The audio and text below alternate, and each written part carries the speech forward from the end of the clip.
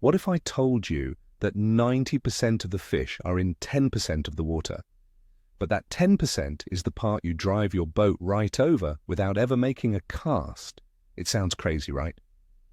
Today, we're talking about the biggest blind spot in modern fishing, the obsession with structure. We're going to talk about that vast, boring middle of the lake and why it might hold more and bigger fish than all the fallen trees and rock piles combined. By the end of this video, you're going to look at a seemingly empty lake and see a highway of opportunity you've been ignoring for years. Think I'm wrong? Let me ask you this. How many times have you marked a giant school of bait fish in the middle of a channel and just kept on driving? Let me know in the comments. From the first day we pick up a rod, it's drilled into our heads. Find the structure, find the fish. It's Fishing 101. We buy expensive side-scan sonars to find the perfect brush pile. We spend hours studying maps for sunken roadbeds and submerged points. It becomes a habit, a comfort zone. We feel like we're doing it right when we're casting at something we can see, whether it's on the bank or on the screen. That open water? It feels like a desert. It's intimidating. Making a cast out there feels random, like a lottery ticket. You feel exposed and a little bit foolish. But that's a belief that is costing us a lot of fish.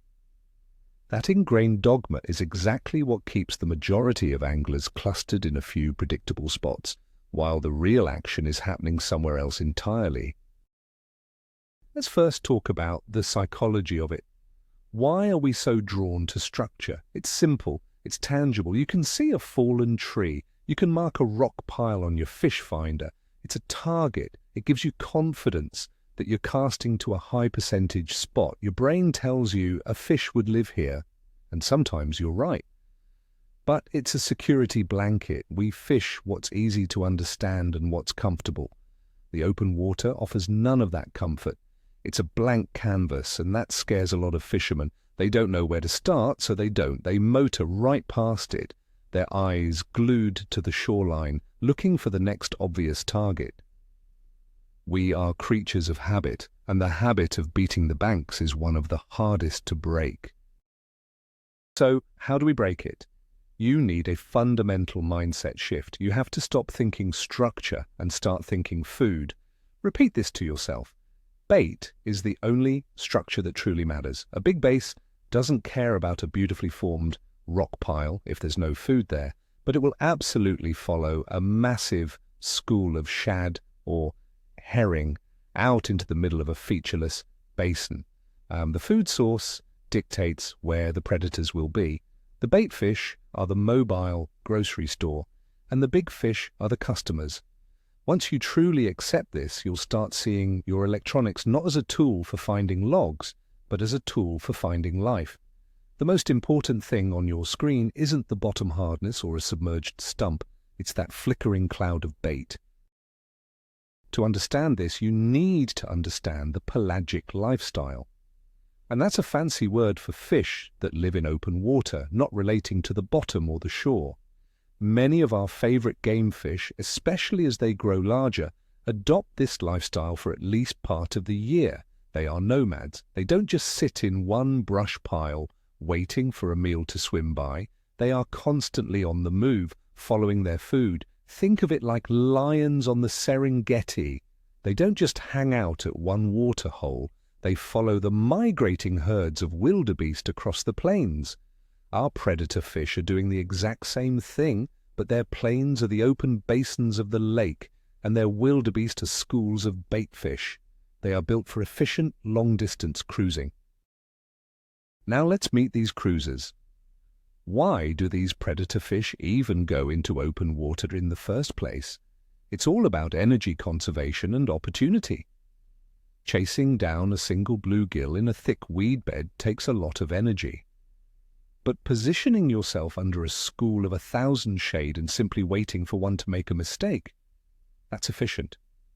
The open water is a buffet. Larger, more mature fish learn that they can expend less energy for a much bigger caloric reward By targeting these massive schools, they aren't hiding from predators anymore. They are the predators. They don't need the safety of a log. They need the wide open spaces where the food is abundant and easy to ambush from below. This isn't a year-round pattern everywhere, so it's important to understand the seasonal factor. Open water is most productive in the post-spawn and summer periods, and again in the fall. In summer, the baitfish often suspend over deeper, cooler water to find comfortable temperatures and plankton blooms. The predators follow. In the fall, those same baitfish push into the major creek arms and bays, but they still often use the main river channels, the open water highways, to get there. The base will be right there with them, staging on these invisible travel routes. The winter can also be a prime time, as fish school up tightly in deep basins. The only times it's less of a factor are during the immediate pre-spawn and the spawn itself, when fish are biologically driven to be shallow. So if we're going to fish out there, how do we find them? Your electronics are your eyes under the water, but you have to change how you use them. Most anglers are constantly looking down at the bottom third of the water column on their screen. They're searching for humps, drop-offs, and brush. You need to start looking at the top 2/3. Train your eyes to ignore the bottom and focus on the empty space in the middle. You are no longer looking for structure. You are looking for signs of life. That means baitfish, suspended marks that could be game fish, or even subtle changes in the water column itself. Turn your sensitivity up and learn to distinguish between random noise and the faint returns of a distant bait ball. What exactly are you looking for? You're looking for the nothing that is actually something. The most obvious sign is a big, dense ball of baitfish. On modern sonar, it can look like a giant pulsing blob, but it can also be more subtle. It might be a thin, horizontal line of bait stretching for 50 yards. It might be what looks like random clutter or static in the middle of the water column. That's often a loose school of very small bait, and where there is bait, predators will not be far away. You're also looking for the distinct arcs, or thicker lines of individual game fish hanging around or below these bait schools. Finding the bait is step one. Finding the predators interacting with that bait is the checkmate. Let's talk about invisible structure. The most important piece of invisible structure is the thermocline. In the summer, lakes stratify into layers of different temperatures. The thermocline is the transition zone between the warm upper layer and the cold, oxygen-poor lower layer. Fish, and especially baitfish, will often relate to this line as if it were a physical floor. They won't go below it because there's not enough oxygen. So if the thermocline is at 25 feet, you can effectively ignore all the water deeper than that. Your sonar will often show this as a faint, hazy line across the screen. Finding baitfish schools right on top of the thermocline is one of the highest percentage patterns in all of open water fishing. Another form of invisible structure is wind and current. Even in a lake, the wind creates current. This current pushes plankton, which attracts baitfish, which in turn attracts the predators. A wind-blown point is a classic piece of structure, but a wind-blown basin works the same way. The wind will concentrate the entire food chain on one side of the open water. Look for areas where the wind is pushing up against a large flat or into the mouth of a major creek. The current acts like a conveyor belt of food, and the fish will position themselves in the middle of that conveyor belt to feed. Don't be afraid of the wind. In open water, the wind is your friend. It congregates the fish for you. Now we need to debunk a major myth. A lot of old-school anglers will tell you that bass only go to open water to feed, and then they retreat back to their home in a brush pile or on a dock. For some smaller fish, that might be true, but for a growing number of fish in many bodies of water, that open water is their home. They are not commuting, they live there. They have everything they need: comfortable water temperatures, plenty of oxygen, and an endless supply of food. They feel safe out there, far from the noise of trolling motors and the constant barrage of lures hitting the bank. Accepting that these fish are residents, not visitors, is key to committing to this style of fishing. So, you're convinced. You've idled over a giant bait ball with big arcs under it. Now comes the hardest part, transitioning your mindset and making that first cast into nothing. It feels wrong. Your brain is screaming at you to go find a stump to throw at. You have to fight that urge, power down, get your baits ready, trust what your electronics just told you. This is a moment of truth for many anglers. The ones who can overcome that mental barrier and make a confident cast into that empty-looking water are the ones who will unlock a whole new world of fishing. The first fish you catch doing this is a revelation. It reprograms your entire approach to the sport. Let's talk about lure selection for open water, starting with search baits. Your goal is to cover water and imitate the local forage. If the fish are relatively high in the water column, a walking topwater bait, a swim bait, or a jerk bait can be deadly. These allow you to cover vast areas while staying in the strike zone. If they are a bit deeper, a deep diving crankbait can get down to them. The key is to match your lure's running depth to the depth of the baitfish you marked on your screen. If the bait is at 15 feet, a crankbait that runs 10 feet is useless. You have to be precise. Color is also important. Start with natural patterns that match the local shad, alewife, or herring. But what if the fish are suspended and not aggressive? This is where finesse for suspended fish comes in. This can be one of the most challenging but rewarding ways to fish. A technique like the Demiki rig, which is a small, fluke-style plastic on a jig head, is perfect for this. You use your forward-facing sonar to locate an individual fish, cast to it, and let the bait just hang in front of its face. It's video game fishing. Another great option is a simple weightless fluke or soft plastic jerkbait. You can let it sink slowly through the zone where you marked fish, giving it subtle twitches. This mimics a dying baitfish, which is an easy meal no predator can resist. Sometimes the fish are holding tight to the bait but deep, say 30, 40, or even 50 feet down. This is when you need a vertical approach. You position your boat directly over the fish and drop a lure straight down to them. A heavy jigging spoon is a classic for this. You rip it up off the bottom or through the school and let it flutter back down. The strike is often on the fall. Blade baits and tail spinners also excel here. This is a very efficient way to fish because your lure is in the strike zone 100% of the time. You're not wasting any time on the cast or retrieve. It's a direct, targeted presentation for fish that you know are right under the boat. On the other end of the spectrum is the horizontal approach. This is for when the fish are more spread out and you need to cover a lot of ground to find the active ones.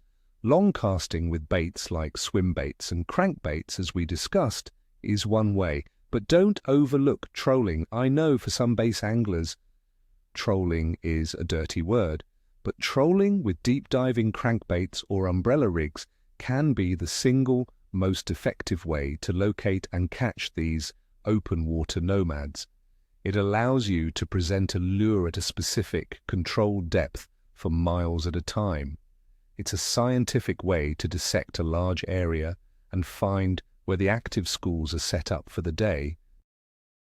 Let's paint a real-life scenario. It's 6 in the morning on a Saturday. The boat ramp is packed. You watch as 10 boats blast off and they all do the same thing. They race to the nearest visible cover. One goes to the riprap by the dam, another heads for a well-known lay-down tree, and a bunch of them start beating the banks in a creek arm. You, however, idle out into the middle of the main lake basin. It looks like a watery desert, but you watch your graph. You find a massive school of bait suspended 20 feet down over 60 feet of water. You start casting a swim bait through them. An hour later, you've already boated 3 big ones while the guys on the bank are still fighting for position and catching nothing. This approach also shatters the midday slump myth. We've all experienced it. The bite is great for the first 2 hours of daylight, and then it just dies. Most people think the fish just stopped biting. That's not what happens. The fish just moved. As the sun gets higher, the bait fish often pull out of the shallows and suspend over deeper, more comfortable water. The bank beaters stay behind, casting to empty water. The fish didn't get lockjaw, they just went to where the food is. By shifting your focus to the open water during the middle of the day, you can often experience some of the best and most consistent action while everyone else is thinking about heading home for a nap. Boat positioning is also completely different out here. When you fish structure, you typically position your boat a cast length away and fire at the target. In open water, your boat positioning is relative to the bait and the wind. If you find a school, you don't want to drive right over the top of it and spook them. Try to stay off to the side and use the wind to your advantage. Set up a drift that will carry you past the school, allowing you to make repeated, angled casts through it. This is a quieter, stealthier approach. You're hunting, not just fishing. Pay attention to your trolling motor noise and your shadow. These open water fish can be more sensitive to pressure than fish buried in a thick bush. And that brings us to the most important tool you need for this: patience. This is not run-and-gun fishing. You might spend 30 minutes or more idling around a basin just looking for the right setup, the perfect bait ball with predator fish marking nearby. Then once you find it, the bite might not be immediate. You may have to try several different lures and presentations before you crack the code for that day. But when you do, it can be magical. You can catch fish after fish from one small area in the middle of nowhere. The key is to trust your electronics and have the patience to stick with the plan, even when that little voice in your head is telling you to go fish that juicy-looking dock over there. Finally, let's talk about the payoff. Why go through all this trouble? 2 reasons: size and pressure. First, the fish that live this pelagic lifestyle are often the biggest, healthiest fish in the lake. They have an unlimited high-protein food source in the form of shad or other bait fish. They grow fat and strong out there. Second, these fish see a fraction of the fishing pressure. While 20 boats are taking turns casting at the same 5 laydowns, these open water fish might not see a lure all week. They are less educated, more aggressive, and when you find them, you usually have them all to yourself. You're not just finding a new spot, you're finding a whole new population of fish that the majority of anglers don't even know exists. So let's bring it all home. We've been taught to look at a lake like a treasure map, where X marks the spot on a piece of structure. But the reality is the treasure is often moving. Those vast, empty-looking stretches of water aren't a desert. They're a prairie, a hunting ground teeming with life. The most profound shift you can make as an angler isn't buying a new lure or a new rod. It's changing what you're looking for. Stop looking for the fish's house. Start looking for their kitchen, their highway, their hunting ground. The boring middle is that place. This approach opens up 90% of the lake that other anglers are ignoring. It means less competition, less pressure on the fish, and a chance to connect with some of the true giants that don't bother with the skinny water near the bank. Thank you for sticking with me through this one. If this changed your perspective, do me a favor and hit that like button. Make sure you're subscribed so you don't miss the next one. And now I want to hear from you. What's the biggest fish you've ever caught in a place that looked like nothing? Drop your story in the comments below. Let's talk about it.